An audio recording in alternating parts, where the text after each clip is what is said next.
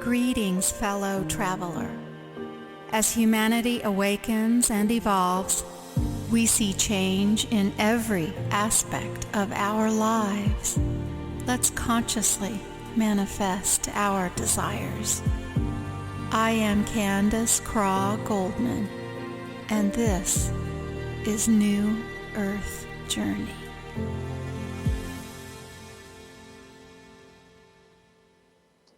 Greetings. Today is August 18th, 2015, and this is episode 3 of New Earth Journey Radio. Thank you so much for tuning in. Today's show is a very special one, and it's entitled Recovering from Autism. Now, if you're like me and have only indirect experience with this condition, you may not even know that such a thing is possible. I did not. And so I've invited my new friend, Jill Reggae, to come on the show and talk about it. Jill is a writer, an educator, and an advocate. She's been in the special needs parenting trenches for more than 14 years. She has 3 boys, currently ages 17, 11, and 8.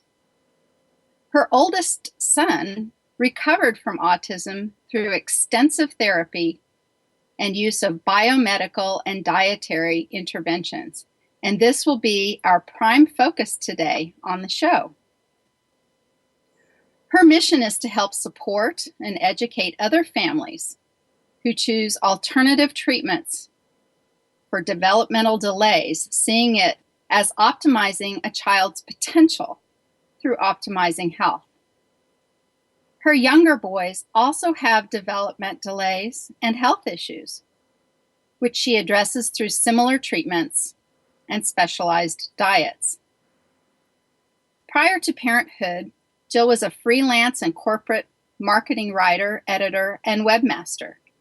And she's currently co-moderator of the Autism Biomed Bay Area Yahoo group.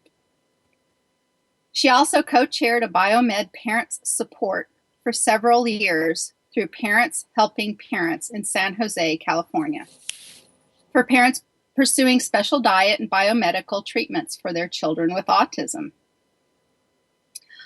Jill is also a member of Team TMR, the fundraising arm of the Thinking Moms Revolution. Team TMR raises money to fund unrestricted treatment grants for kids with developmental disabilities, particularly autism, PDD, ADHD, sensory processing disorder, and others. Jill writes for the Thinking Moms blog under the name Zorro, and I'm going to have to ask her about that, how she got that. Jill has a master's in communication management and is currently enrolled in a bio-individual nutrition course in the process of becoming a nutritional therapist. Jill and I met this past June while on a wonderful tour in France, led by the incomparable, Kathleen McGowan.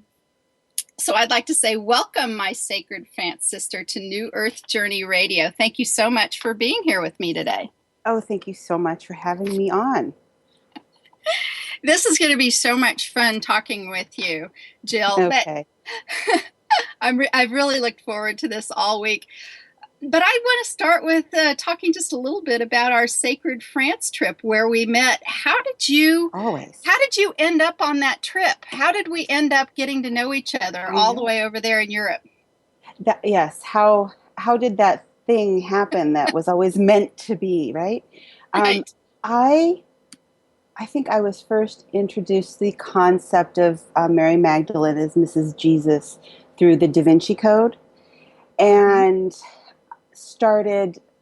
my interest was very piqued. There was something about it that resonated with me, and I started digging around online. I think my son must have been pretty little. He's 17 now, so I don't know what year I read that book. Long time ago. During that time, I'd get online and I'd noodle around and see what else I could find. And I remember stumbling across a self-published book about the Magdalene Line. And I bookmarked the page and I kept going back to it, but I never bought the book. And then one day I was in the bookstore and it's like new bestseller. And I look at it and I'm like, I swear I've read this introduction before. And I went home and I dug up the bookmark, and sure enough, that was the self-published book by Kathleen McGowan that I had always thought about buying and pursuing, but for some reason I never did, usually because I have very ADD in tendencies when I'm online and I lose track of where I am, and I probably didn't keep the link in the place that I thought I had. But so I read Kathleen's first book, The Expected One. I absolutely loved it. Lots of truth bells ringing for me as I read it. Mm-hmm. And I just started from there reading other things, but I always came back to Kathleen's books. I have probably read The Expected One 6 or 7 times conservatively. I kind of read it every Holy Week now.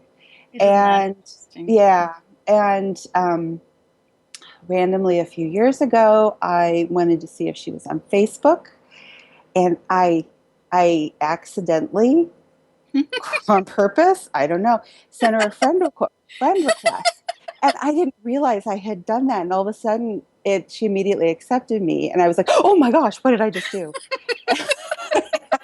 I'm like, "Well, okay, I'll be friend." And then I realized that she had like 3,000 friends, so I'm like, "Oh, okay." I see how this works now. And eventually I commented on her stuff enough that she would like recognize who I was, and we ended up having this little online Facebook friendship. Mm-hmm. And it's been several years. Mm-hmm. And then I started being aware that she would do these trips to France, and I was like, oh my gosh, wouldn't that just be perfect? And I kind of set my intention that I was going to go on one of those trips. And I didn't know when it was going to happen. Money was an issue. Having small children with issues was an issue. And this last year, I had my big 50th birthday, and my husband asked, gee, what do you want? And I was like, well, I've been really wanting to go on this trip. And it just so happens I have this other friend who'd be really interested in going, and we could go together, but I would be up for doing this trip by myself. That's how much I want to do it. And I was like, yeah, that's a good birthday present. And that is how I ended up on the trip this year. So I had been eyeing it and thinking about it for a couple of years. Definitely. Wow. Yeah. Well, we have something in common there and something completely not in common. So the part that we don't have in common is I didn't even know who Kathleen McGowan was. I know that's just sacrilegious right now, considering how important she is to me right now. Wow. And how did you find out about the trip then? Well, that leads me to the place where we have something in common, and that's our husbands. It was some weekend, and I'm standing in the kitchen just doing work, and the computer is on, and my good friend Suzanne Spooner texted me a question, and she said, how'd you like to go to France with me this summer? And I looked at the text and I just started going, bah! I just started laughing like hysterically in the kitchen. And my amazing husband, Tom, said, well, what are you laughing at? I was like, Suzanne wants me to go to France. And I'm just laughing. I can't go to France. And all places. And, well, you know what he said? He was like, well, why can't you go to France? And I was like, oh, really? Maybe I can go to France. So that part we have not in common is I didn't, or the part about knowing Kathleen, and then the part we have in common is our husband's support. So that's how I got there. Interesting. So how was that? Was that like a 0 to 60 education for you, or? I didn't even, I was reading The Expected One on the plane across the pond. So I was just, I was absolutely the delinquent of the 27 people in the group, for sure. I finished reading The Expected One when we were in the little jewelry shop at St. Delamere, and I'm actually it's a great memory for me, but I'm so glad that we got to know each other a little bit on Hmm. the tour, and we did kind of because we had something in common, didn't we? This is true. We are both gluten free, which when people heard I was going to France, they were like, "Well, what are you going to eat?" And did people have that reaction for you? A little bit. My How how can our you go to France? our son had gone the previous summer to Spain and he had no trouble. So I went on the Okay. assumption it was going to be fine, but it was, a little bit interesting. But mostly it was just the croissants, wasn't it? Wasn't it just the The croissant croissant. envy? Yes, that was We had, fairly deep and profound, I must admit. yeah. There was also the apple dessert at La Patate qui fume, Hmm. qui fume. I don't know which one it is, but I remember they're like, okay, we're going to have this beautiful apple tart for everybody, and then for you gluten-free people, we have a baked apple with caramel sauce, and we're like, okay, and that was where my apple tart, my baked apple. I saw, somebody Yeah. decided halfway through the tour that they were going to be gluten-free, and I saw my dessert disappear. It was like, wait, Yeah, just that an gluten free hour. that gluten-free person who The decided to be newbie, yeah. gluten-free in the middle of it all I was a had our little bread several confused. times at breakfast, didn't Oh my gosh, I was so protective of my bread, and I would take half of it and wrap it in a napkin and take it with me for my lunch, which I'm sure if I was in a little restaurant, I know I got looks, but it was it was such a lovely gift to have hmm gluten-free French bread that was really, really good. really And, was. and when they'd bring out the really, really good bread and butter, I had something to put it on. Except they Yeah. wouldn't bring butter out at dinner, which was always a That really was challenge. just strange. No butter allowed at dinner. Well, the gluten free stuff kind of ties into our subject today, Yes. as far as diet goes. But at the time, Jill, even though I sat behind you for multiple twisty and turny miles, Yes. going up and down mountains, I really didn't know about your family and your children and this amazing story that you have about your son recovering from autism. I didn't learn about that until after connecting and communicating after we got back to Okay. the States. And Yeah. it's such an astonishing story. And I would like for you just to tell it to us if you would. There are a Sure. lot of people like me who, we think of autism as well, probably as many medical professionals do, which is, Hmm. a diagnosis stop period. That's the end of the Hmm. day. You kind of figure Yeah. out how to deal with it. But that's not how you dealt with this diagnosis, did you? No. So my son was diagnosed when he was 4, like 2 days after his fourth birthday. And in hindsight, he could have been diagnosed earlier, maybe 2.5. He had a language delay. What language he did have was mostly what's called echolalia, which is basically repeating whatever he just heard.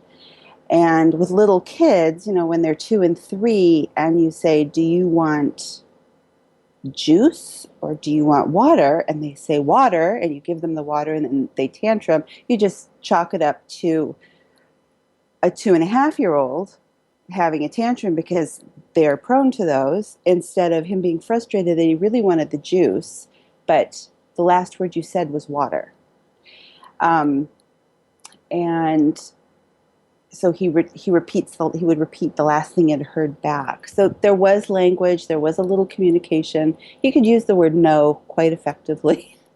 Um, but Hmm. I think he was in, I want to say second or fourth percentile for language when he was 4. And he lined things up. He ran in circles. He toe walked. He flapped his hands. It was called stimming, for self-stimulatory behavior, where he would do a repetitive motion. For him, it was like laying on the floor with a Thomas train and running it back and forth in front of his eyes. Um, other things would be jumping in one place over and over and over. He was 4 when we got the diagnosis. They said he was moderate to high functioning, which, we just walked into it. We thought he had a language delay. We had no idea what that meant. And they said, okay, here's our family resource library, and please stay off the internet, which I thought was interesting in hindsight. So what we started with was, let me think. What we started with was the basic speech and language and things like that. And then one of the books I bought was called Unraveling the Mystery of Autism and PDD by Karen Cerusi.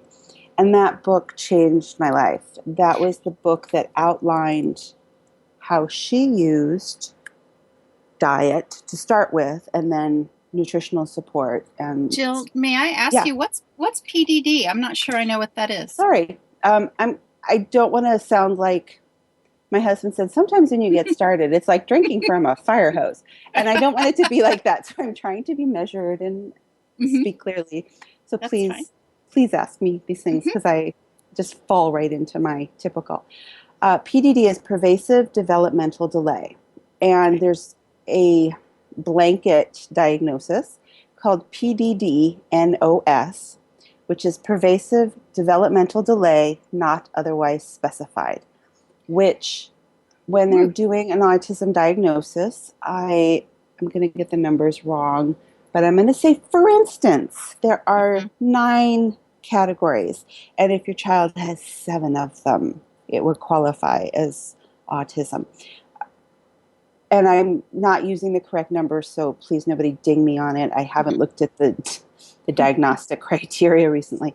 And then PDD would be a child that has impairment across most of that, but it might not be severe enough for a full autism diagnosis. And so that's the way it's diagnosed is based on behavior.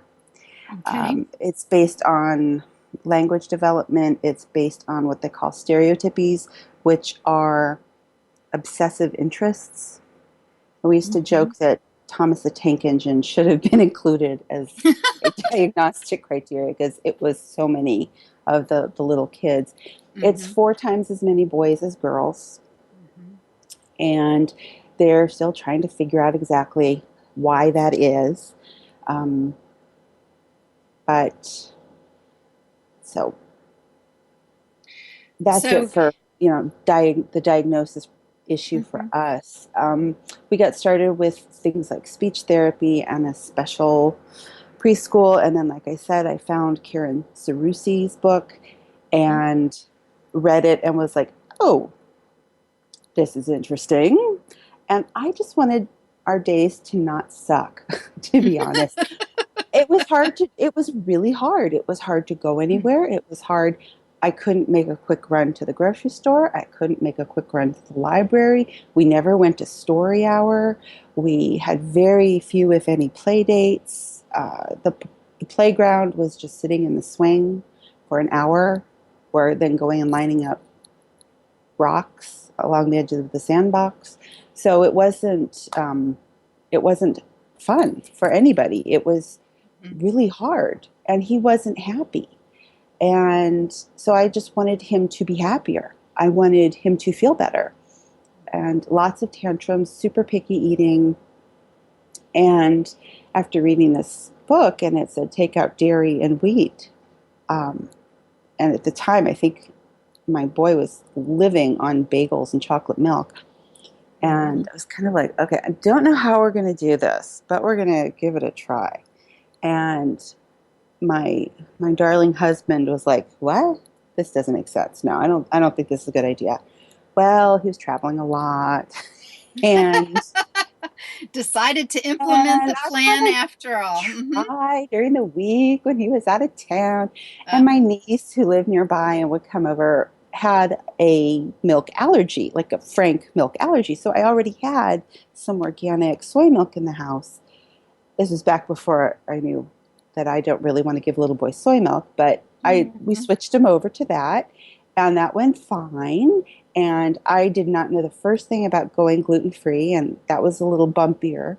But the first thing that happened was my son stopped running in circles. And for a kid who would spend, a large portion of his waking hours running in circles, that was fairly significant. Jill, how long did it take before stopping the milk and you noticing that he was stopped running in circles? I mean, how long was the It was was the within a, lag time? it was within a week, Wow. definitely See, within a week, because my husband came home, I remember, from his week-long trip and took Connor out on Saturday, and they go out for milkshakes for fun. And that evening, the circle running was back. And I was like, hey, you know what? I haven't seen this all week. And Mhm. so it was more noticeable when it was reintroduced. And I was like, oh, hey, there was a big difference. Because, yes, we still have all the lining things up. And yes, we still have the language delay and we have all these things. But we don't have the obsessive running in circles. And that was enough to give me a hint that there was something going on.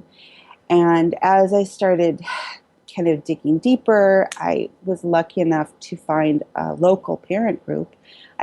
It's one of those it was meant to happen things. One of the parents had happened to have put up a little poster at the speech therapy office saying, hey, we're starting this new parent support group.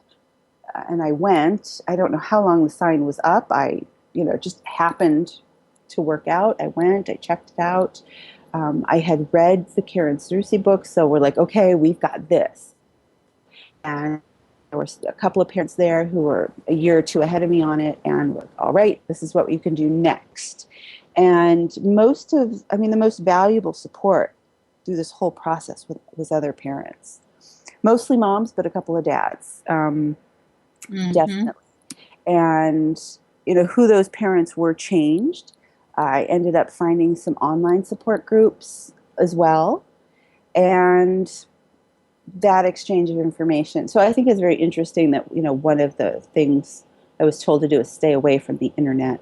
You know, Right. I was going to ask you about that because I bet that was one of your biggest research tools past the book that you've been absolutely, yeah, referencing. Mhm. absolutely, and that was eye opening. And I, at that point, I was like, I just want to move forward. I cannot think about what happened. It's too hard to go there or think about it. A lot of self blame, a lot of anger, a lot of what happened to my child, because my son did regress. He was a normally developing baby and hitting his milestones, and actually had a few words by the time he was 1. And so he did regress. Actually, it was more like his development just kind of, stopped at 16 months. Mhm. So, and then we looked back, and his babysitter, this little Italian lady that I used to drop him off so I could finish my master's degree, she was like, he doesn't talk as much as the other kids. So it's like, I had no idea because he was my first one. Most of my friends didn't have, their little boys were either a lot older or younger, so I didn't have a one-to-one age match comparison. Uh-huh. Yeah, so wasn't really sure what that meant, or who do I go to get help. And we had 3 different pediatricians in 3 different states. Oh no, he's fine, he'll outgrow it.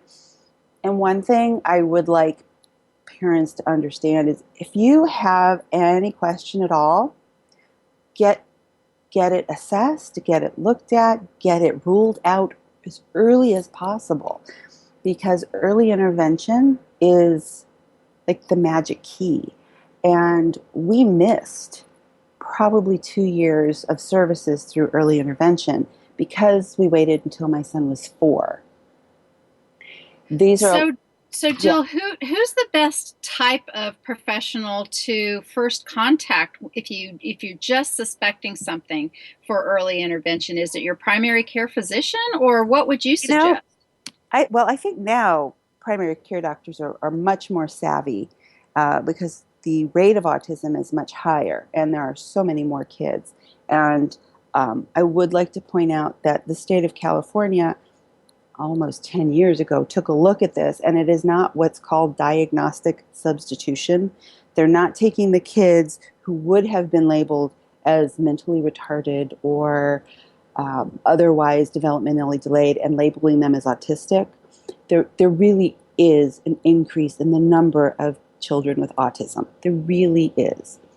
If you ask teachers who have been teaching for 20 years or more, they will tell you that there really is a change. So a big percentage, isn't it? I mean, yes, it's just huge. It's gone from in thousands to hundreds to what's the percentage now? Even the CDC is saying it's like 1 in 88. Mm-hmm. And I think it's approaching 1 in 50 easily. Right. Which means if it's 4 times as many boys as girls, we're talking 1 or 2% of our boys. And then that doesn't include the kids who don't quite qualify for a diagnosis. There's still these kids who fall in the gray area with attention issues or what they call sensory processing issues, where their little brains just don't take in the information, process it, and send out the right signal. Mm-hmm. Noises are either too loud or too soft. They either need to crash into things to feel a connection, or they don't want to be touched. It can be a wide range, but it's a dysregulation of sensory systems, and that includes taste, touch, hearing. So, Jill, what does your gut say is possibly the cause? I mean, there's something about our modern society, doesn't it seem? And I know I'm not trying to put you on the spot, but you must think about this. I think about this all the time, and I know every so often, people want it to be one thing, and for a long time it was like, oh, it's the vaccinations, and I think for many kids, the vaccinations or a vaccine or a virus or an antibiotic or an illness together it's kind of like the straw that broke the camel's back. I kind of think of it as total load, total toxic load, total immune system load. And you have to keep in mind that the brain is a part of the body. It is connected to the body. And it's not, there is something called the blood-brain barrier, which helps protect the brain. But if that's not super strong and super intact, which if there's a lot of inflammation, things can get past it. And we also know that what goes on in the gut affects the brain. And they've also recently discovered that there are actual physical structures, I think they're called lymphatic vessels, that are part of the immune system that are connected to the brain. I read that article, the one that goes, yes, absolutely. And they had new science. Yeah, and they had to change the way they did dissection to find it. I think they were always just like cutting right through it and not seeing it. And then they were like, well, it may have been a question of function. Like, wait, there's this function. We need to find how this function might happen. And so they dissected a brain a little differently. And oh, look at this thing that we've just been hacking right through. And it's actually a part of the immune system that is connected to the brain. So it's all connected. The brain isn't in this separate black box, separate from the body. And a healthy brain is part of a healthy body. And I think a lot of what goes on in this society, in this world today, with the toxins and the funky food, and frankly, the sheer number of vaccinations and how early they're given. I don't know if people are aware of how many shots little kids get now. And one shot might have 4 things in it, plus adjuvants, which stimulate the immune system. So you'll think your kid's getting 3 shots, but they're actually getting 1, 2, 3, 4, 5, 6, 7 or 8 antigens. Right. So, and we're like, well, we're fine. Well, we only had 10. We're not having 27 or 30. So that's so big difference. I do believe it's biologically plausible that that's the final straw for a lot of kids. Also, I think prenatal care. I think it goes back to prenatal care. I think it goes back to medicalized birth.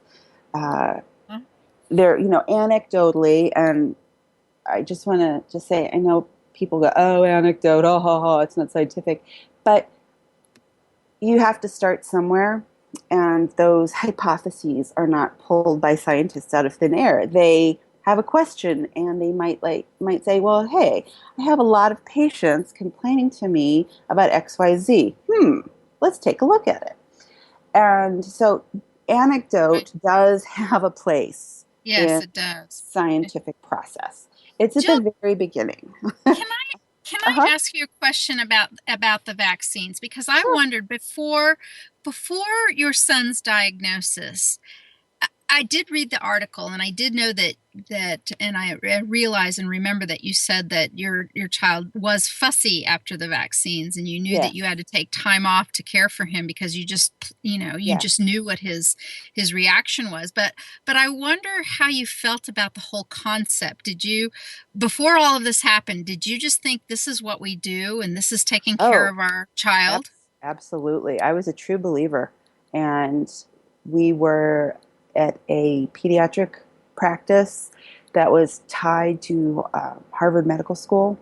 And so, and I was very proud of that. And I was very happy to be right in the thick of that.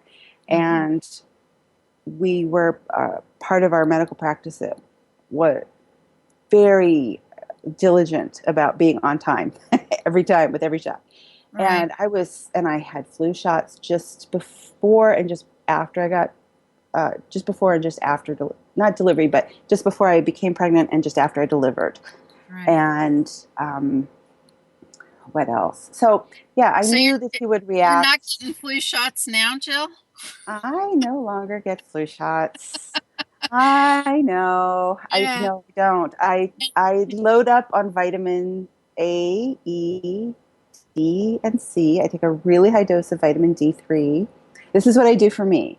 And I also use elderberry syrup.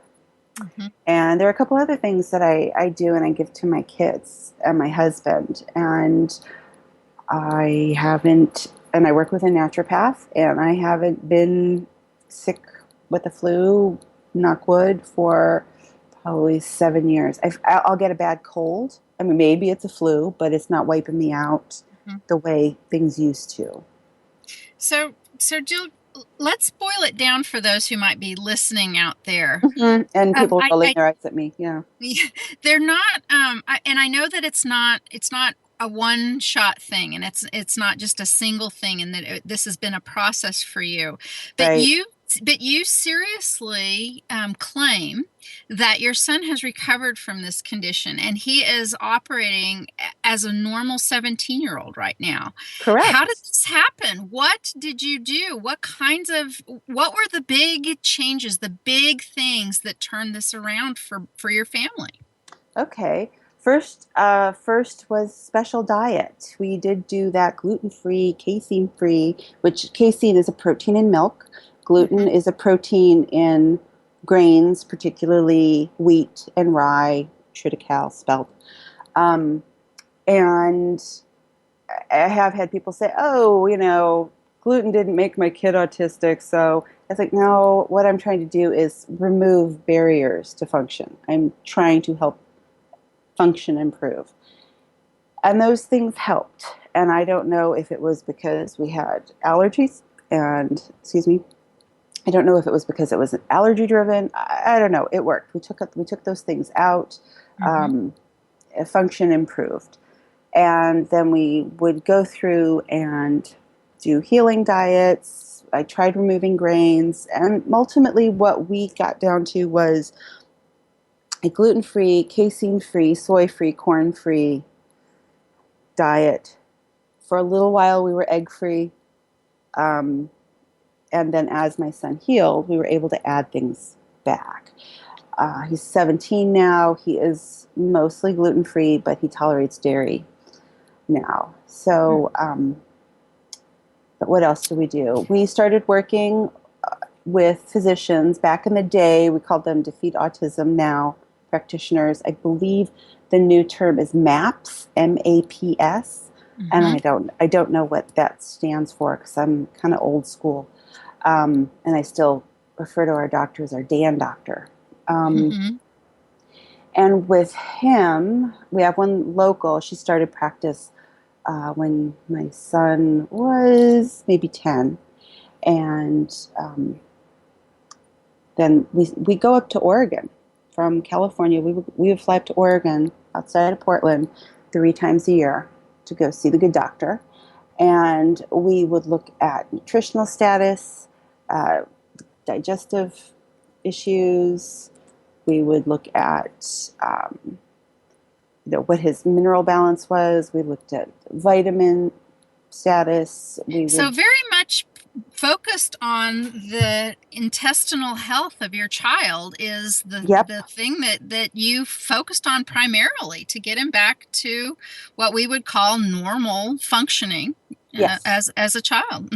And then one of the other things we took a look at was my son had developed a lot of food allergies, like a ridiculous number of food allergies. And we decided to say, well, what's his immune system doing? And one of the first things the doctor did was he ran something called titers, which is an antibody count against a lot of common viruses, as well as illnesses or things you were vaccinated for. So like Epstein-Barr was one of the things we looked at, and it showed that yes, my son had been exposed, but he had mounted an immune response, and it was normal. And then we went through another thing, and for my son, measles was off the charts. And now when I mean off the charts, it came with a note from the director of the lab saying, this is as high as our equipment could count with confidence. It was probably higher. Please run this test again in another 6 to 8 weeks. And we did, and it was still high, but it wasn't as high. And to the point that my son had immunity for, 8 people. It was rather extreme. So for that, we did under the direction of our physician, and he was a physician, we did a high vitamin A protocol for 3 days, and then did some herbal antivirals. And that helped bring those numbers down. Wow. So what do you make of that? Does that mean he contracted measles? That was from the vaccinations? That was.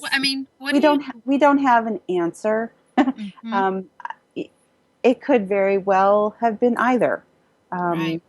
I because we never did a scope and then got a piece of tissue and had it analyzed. I can't say for sure.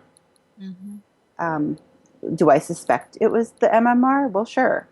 But I can't say for sure that that's what it was because we didn't do the scope. We almost did the scope, but I really did not want to put an 8-year-old through that if I didn't have to.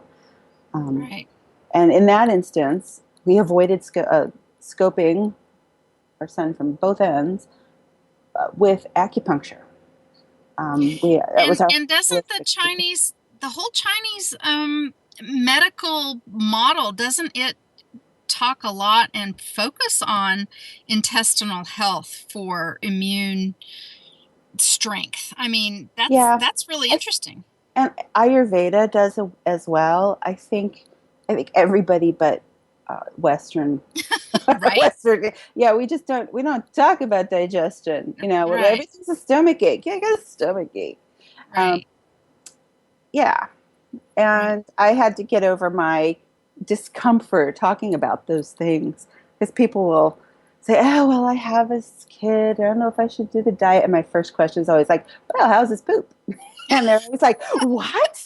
I'm like, how did you know to ask that question? I'm like, oh, honey, trust me. And then I'll have people tell me that their child has no gut problems, but, but they haven't had a formed poop in 6 years, or they have to take them to the emergency room to have them, flushed out, or, it's like those qualify as gut problems. But anyway, so some of the other things we did, it's very controversial, but we did chelation for heavy metal toxicity because my son had tested for high heavy metals. He had high lead, he had high mercury, and he had aluminum.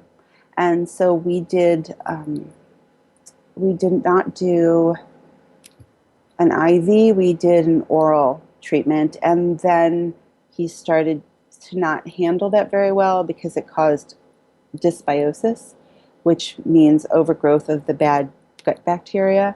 We took a break, we got him healed up on that, and then we got a transdermal lotion that we used for over a year, and that got a lot of stuff out of him. Where do you think some of the aluminum and lead and the other heavy metals came from? And the environment or environment. What? Totally environment. I think he got some of it from me. I think we are also, we are poor detoxifiers. One of the things we did was 23andMe, little genetic testing, and we are not great at detox.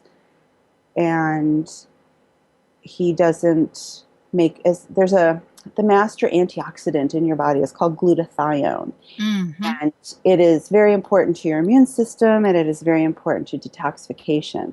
And it's a heavy sulfur molecule, and it's good for everybody. Everybody needs it. And he and I haven't run my husband's, but he and I don't make a lot of glutathione.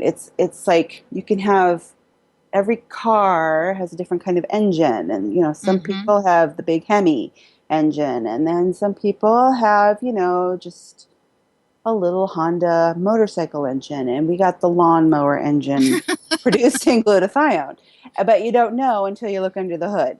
And if you have a lawnmower engine running your detoxification system and you encounter a heavy toxic load, you're just not going to clear it. And those things get put in your tissues. The lead goes into your bones, and the mercury goes into your brain and fatty tissue. So, Jill, as you're talking, you're saying we, and of course, because you're this child's mother. So how are these things, if this was manifesting in your son as autism symptoms, or the condition we know as autism, how were these things manifesting in you, in your body? Yeah, chronic fatigue, fibromyalgia. And my family has a lot of not great health. My mom has fibro. My sister has chronic fatigue. I have chronic fatigue. I will have episodes that look like fibromyalgia with a lot of pain. But my biggest issue is fatigue and something called post-exertion malaise. I don't bounce back from exertion the way normal people do. I had a doctor describe it. It's like you get a banana in your tailpipe. It just backs you up. My engine overheats, and then I shut down. And I'm like, thank you, doctor, for that nice visual image, because now I'm like, what? But I just can't tolerate. I can't tolerate heat. I can't tolerate climbing up Mount Segura. I can't, which I didn't do. That was the day I sat down with my leftover gluten-free bread from breakfast and sat in the shade and had cheese and homemade lemonade. So let me ask you then. So these treatments, these nutritional supplements, and this dietary stringency, when applied to you, has some of your own symptoms abated, or not so much? Oh yeah, I would be in much worse shape if I didn't do all of the things that I do. If I ate wheat, I don't think I would be able to get out of bed if I ate wheat. But So yeah. let me ask you this. Well, let's go back to France on this one, because I Mm-hmm. think my husband said this to me more than once, and he said, I wonder, since they don't have the GMO wheat over there, I wonder if Oh, you would have had the croissant, what it would have done. And I was like, you know, it was beautiful. That croissant was beautiful, and I just couldn't. I was, I I couldn't didn't want risk to go it. there. No, I Yeah. couldn't risk it because I mean, for me, one of the things that happens when I eat wheat is head to toe pain, Mm, and I feel like I got hit by a truck, and I did not. I knew I was going to miss out on some of the trip anyway because I just mhm, don't have the stamina mhm, that other people have, and I had to watch my energy expenditure very carefully to make sure I didn't crash energetically because if I did, that would be it. I would be missing the rest of the trip of a lifetime. mhm, And I felt great on the trip. I never had a single stomach ache. I mhm. was so happy. Um, and I came home and I don't know what I ate. And I was like, oh my gosh, this is the first stomach ache I've had in 2 weeks. And There's something about that, isn't it? yeah, I really saw a difference between the French food and the American food, and it hurts my heart so much that we it's here in so America depressing. do this with our food. It, It's shameful. we're so proud of cheap food and we're so proud of cheap, crappy food. Right. The all you can eat and The giant the portions and giant portions yeah. and go get a roast for $1.50, and I think that has done us such an enormous disservice. I think we're not healthy. um, we don't have the greatest health outcomes in the world. Mhm. Obesity and chronic illness and heart disease and all of these things that we may be living a long time, but also a lot of people are living a long time in pain Mhm. or in discomfort or not able to live fully. I also think this is me and my nutrition thing. The crappy oils we eat Mhm. are affecting our mental health, and Mhm. for me it was interesting because I've had people say, "Oh, well, it's because you were on vacation and you weren't stressed," and like, no, it's like, no, you don't understand. I am a very anxious person, and for me to leave my little bubble and travel halfway across the world by myself to get to a hotel in a country where I barely speak the language and get myself checked in and find myself a room, this was very stressful. Mhm. This was not vacation. The vacation part didn't happen for me until a couple of days in, and Mhm. I got on the right time zone and I felt more at ease. So that oh, you're on vacation, it wasn't stressful. I'm like, it was stressful. I Sure it coped, but was. it was stressful. It was a great time, but I tell you what, we didn't sleep much. No, no, and the gentle ascent up Mount Baum, things like that. There were some of the hikes were really rigorous that were hard for me, and there were a couple things like the last one I had to sit out of because I knew I wasn't going to be able to recover Mhm. from that one. It was just going to. I'm like, yeah, going to bed for a whole day just wasn't on the itinerary. Right, right. No room for that. Yeah, but otherwise, the whole experience was really great. I also felt like I don't know if you experienced this, but it helped me kind of step up for the next phase of my life. Oh And my gosh, did it ever? yeah, Did it and ever? It which was was just good. fantastic in that regard. Well, let's get back to wrapping up at Sure. least a little bit about what you might like to tell our listeners who may have a recent autism diagnosis in their family. Maybe some points to consider that that Oh, were hard won for you that you might like to offer for others as we're heading up towards the top of the hour.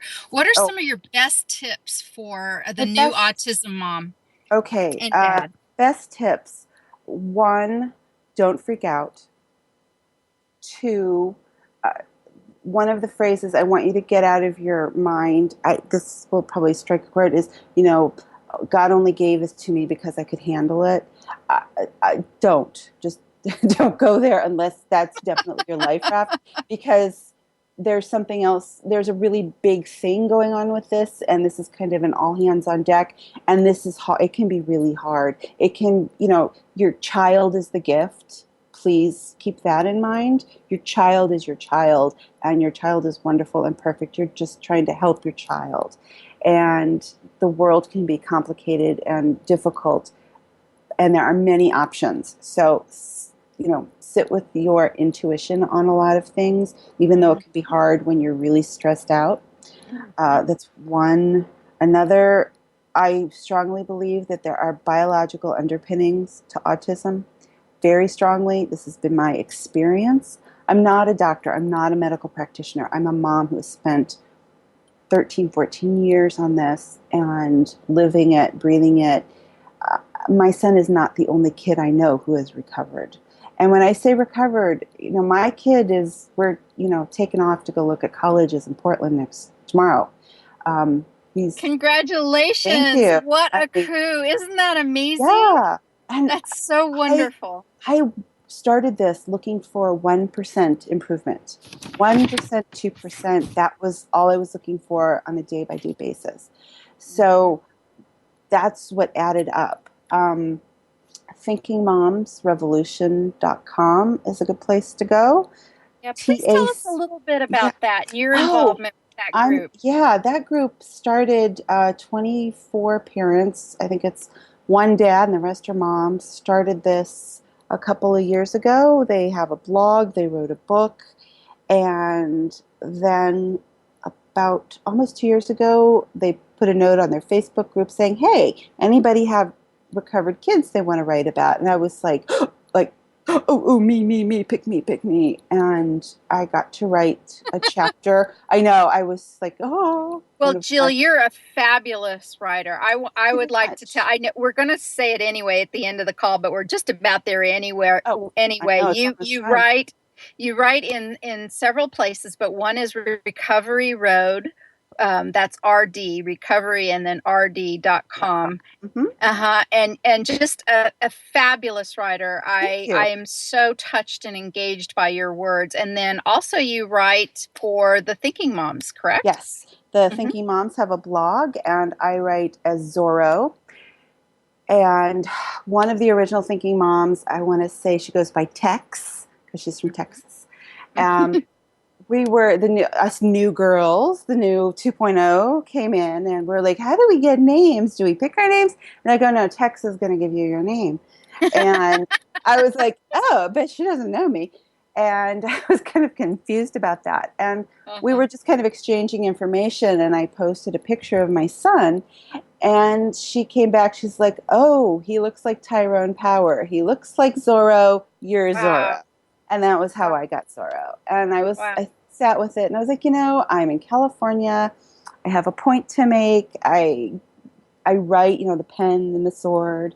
And I do go up against the big, what's the word I'm looking for? The man. The machine. Go up against the machine. Not exactly rage against the machine, but I rail against the machine, I guess you could say.